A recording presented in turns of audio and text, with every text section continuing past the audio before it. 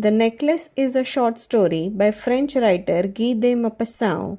It is known for its twist ending, which was a hallmark of de Maupassant's style. The story was first published on February 17, 1884. She was one of those pretty and charming girls, born as if by an accident of fate into a family of clerks. With no dowry, no prospects, no way of any kind of being met, understood, loved, and married by a man both prosperous and famous. With no means of meeting some rich man, she went along with a proposal made by a junior clerk in the Ministry of Education. Her tastes were simple, because she had never been able to afford any other, but she was unhappy, as though she had married beneath her. She dressed plainly because she could not dress well. She had no dresses, no jewels, nothing. Mathilde Loisel is attractive and pretty, but unhappy, very unhappy. She feels relegated to a lower station than she deserves. She was sad with her despicable home, with its old walls and its worn furniture. Mathilde is therefore constantly unhappy because instead of the delicacies and luxuries for which she believes she was born, her life is shabby, though another woman of her class wouldn't even notice. She is dismayed by the sight of her unfashionable apartment and her humble maid, preferring to lose herself in daydreams of hushed antechambers with oriental hangings and large drawing rooms lined with ancient silk. Her husband, on the other hand, seems much more content, declaring over dinner, "Ah, a good stew. I don't know of anything better." Meanwhile, Mathilde dreams of fashionable dinner parties and exquisite courses served in wondrous vessels. She is jealous of one acquaintance in particular with whom she attended convent school, Madame Jeanne Foistet, who has made a good marriage to a wealthy man. One evening, her husband came home looking highly pleased with himself. "Look, I've got something here for you." The Minister of Education and Madame Ampneau request the pleasure of the company of Monsieur and Madame Loisel at the Ministry on the evening of Monday, January the 18th. Mathilde surprises him by throwing down the invitation. "What earthly use is that to me?" "Why, darling, I thought you would be pleased. You never go out, and this is a great occasion. I had tremendous trouble to get it. Everyone wants one. It's very select, and very few go to the clerks. You will see all the really big people there." "And what am I supposed to wear if I go?" "What about the dress you wear for the theatre? It looks all right to me." "What's wrong? What's the matter?" "Oh, nothing. Only I don't have an evening dress, and therefore I can't go to that affair. Give the card to some friend at the office whose wife can dress better than I can." He was stunned. "How much can a dress cost? A suitable dress which you can use on other occasions, something very simple." 400 francs? "Very well, I can give you 400 francs, but please try and buy yourself a beautiful dress." It is hard to say, but I do believe I can manage with 400 francs.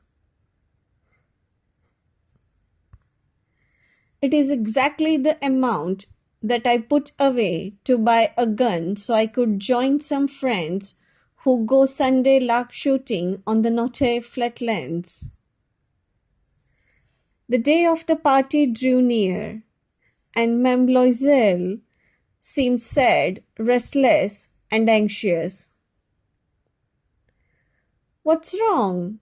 You have been acting funny these last few days."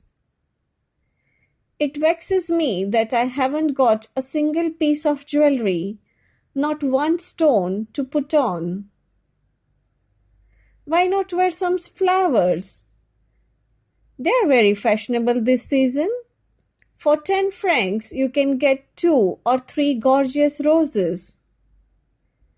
"No, there is nothing more humiliating than to look poor among other women who are rich. Go and see Ma'am Foyster and ask her to lend you some jewels. You know her quite well enough for that." "You are right. I never thought of that." "My dear friend, welcome.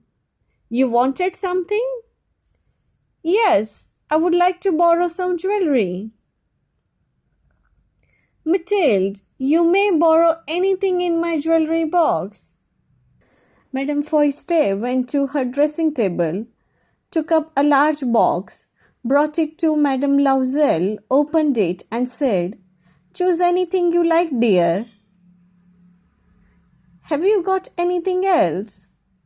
"Yes, of course. Just look, I can't say what you like best." All of a sudden, she discovered in a black satin box a superb necklace of diamonds. "Could I borrow that, just that, and nothing else?" "Yeah, sure." She flung herself around her friend, embraced her frenziedly, and went away with her treasure. The day of the reception arrived. Madame Loisel was a success. She was the prettiest woman there, very elegant, graceful, radiant, and wonderfully happy. All the men looked at her, inquired who she was, and asked to be introduced. She was the prettiest woman there, resplendent, graceful, beaming, and deliriously happy. She was intoxicated with happiness and felt like she was walking on air. She had never been so happy than she had that night. Madame Loisel was the Cinderella of her time, and she was the center of attention from the moment she walked into the ballroom. All the cabinet officials wanted to waltz with her. The minister took notice of her. She danced madly, wildly, drunk with pleasure, giving no thought to anything in the triumph of her beauty, the pride of her success. She believes she has at last succeeded in her quest to excel in high society. Monsieur Loisel finds a room in which to sleep while Mathilde enjoys dancing and socializing. At 4 in the morning, she is ready to leave. As they are leaving the party, Monsieur Loisel covers Mathilde with the wraps that he had brought from home, modest garments of ordinary life, their poverty clashing with the elegance of the ball gown. Embarrassed to be seen by the other women who are draped in expensive furs, Mathilde runs outside and onto the street. Although Monsieur Loisel asks her to wait inside and avoid the cold as he calls a cab, she races down the stairs. They fail to hail a cab and walk miserably in the cold until they find an enclosed carriage, the transportation mode of the middle class in which to ride. The carriage drops them off at their apartment on the Rue de Mathilde. Mathilde realizes that it is all over, meaning that her night of happiness and social recognition has come to an end. Mathilde pauses to enjoy her reflection in the mirror and suddenly realizes that the necklace is gone. She screams when she sees that the necklace is missing. She and Monsieur Lausel search frantically, but they cannot find the necklace. Monsieur Lausel volunteers to walk back to the ball's location, searching as he goes. She stayed there in her ball dress without strength to go to bed, overwhelmed on a chair, without a fire, without a thought. Her husband returned about 7. He had found nothing. Then he went to the police station, to the newspapers to offer a reward, to the cab companies. He went everywhere that a trace of hope could urge him to. She waited all day long in the same state of bewilderment at this fearful catastrophe. Lausel came home at night, his face lined and pale. He had discovered nothing. The necklace is gone. We can't tell Madame Forestier. I couldn't find it. Tell her you broke the clasp, so we have more time to look for a replacement. At his instruction, Mathilde writes a letter to Madame Forestier, explaining she will delay in returning the necklace. She lies, claiming that its clasp broke, so she is having it repaired. This ruse allows them time to continue the search. The necklace is gone. What are we going to do? If we can't find it, we have to replace it. At the end of the week, they had lost all hope. When the Lausels were unable to find the necklace, they used its jewel box to search for a jeweler from whom it might have been purchased. He consulted his books. It was not I, madam, who sold this necklace. I only supplied the case. Then they went from jeweler to jeweler, searching for another necklace like the first. Consulting their memories, both ill with remorse and anguish of mind. In a shop, they found a diamond collar which they thought was identical to the one they were looking for. It is 40,000 francs. However, I'll let you have it for 36,000. May you hold it for 3 days? Still hopeful of finding the necklace, they arranged matters on the understanding that it would be taken back for 34,000 francs if the first one were found before the end of February. Monsieur Lausel has 18,000 francs that he inherited from his father, but he is forced to borrow the rest of the money to pay for the necklace. He borrows money from his friends and makes ruinous deals with moneylenders and loan sharks. In order to replace the necklace, Monsieur Lausel compromises the rest of his life and is horrified that he has had to risk his signature without knowing if he would be able to honor it. He went to get the new necklace and put down upon the jeweller's counter 36,000 francs. When Madame Lausel took back the necklace to Madame Forestier, the latter said to her in a chilly voice, "You ought to have brought it back sooner. I might have needed it." Madame Forestier doesn't even open the box. If she had noticed the substitution, What would she have thought? What would she have said? Would she not have taken her for a thief? Then began for Madame Loisel the grindingly horrible life of the very poor. Madame Loisel came to know the ghastly life of abject poverty and the heavy work of the house, for she had to pay for the diamond necklace that she used to replace the one that she had lost. The Loisel's life is completely turned upside down. As they work to pay the debt, they move out of their apartment, let go of their maid, and have to work extra hard to save money. Her fingernails were no longer pretty. She ruined them scrubbing dishes. She did all the washing and hung it out on the line to dry. Every morning she emptied the rubbish bin herself and fetched water up the stairs, getting out of breath frequently. She was dressed like a working woman and haggled, argued and fought with the grocers and the butchers for every penny. Every month notes had to be paid off, others renewed, time gained.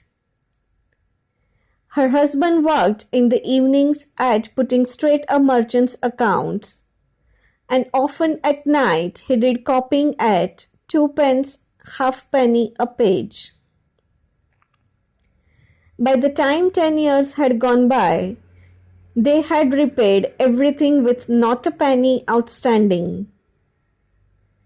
Ma'am Loisel appeared an old woman. Now she became heavy, rough, harsh like one of the poor, her hair untended, her skirts askew, her hands red, her voice shrill. She even slopped water on her floors and scrubbed them herself. But sometimes, while her husband was at work, she would sit near the window and think of that long ago evening when at the dance she had been so beautiful and admired. What would have happened if she had never lost those jewels? Who knows? Who knows? How strange life is, how fickle, how little is needed to ruin or to save. One Sunday, as she had gone for a walk along the Champs-Élysées to freshen herself after the labors of the week, she caught sight suddenly of a woman who was taking a child out for a walk. It was Madame Forestier, still young, still beautiful, still attractive. "Good day, Zin. But madam, I do not know you. You must be mistaken." "No, I am Mathilde Loisel." "But my poor Mathilde, how much you have changed." "Yes, I have been through hard times since I saw you, and it was all on your account." "On my account? Whatever do you mean? Do you remember that necklace you lent me to go to the reception? Well, I lost it." "Lost it? But you returned it to me." "No, I returned another one like it. We have been paying for it this past 10 years. It wasn't easy, but it's over and done with." "You mean you brought a necklace to replace mine?" "Yes, and you never noticed the difference, did you? They were exactly alike." "Oh, my poor Mathilde. But it was only an imitation necklace. It couldn't have been worth much more than 500 francs. "Mathilde, that necklace was fake."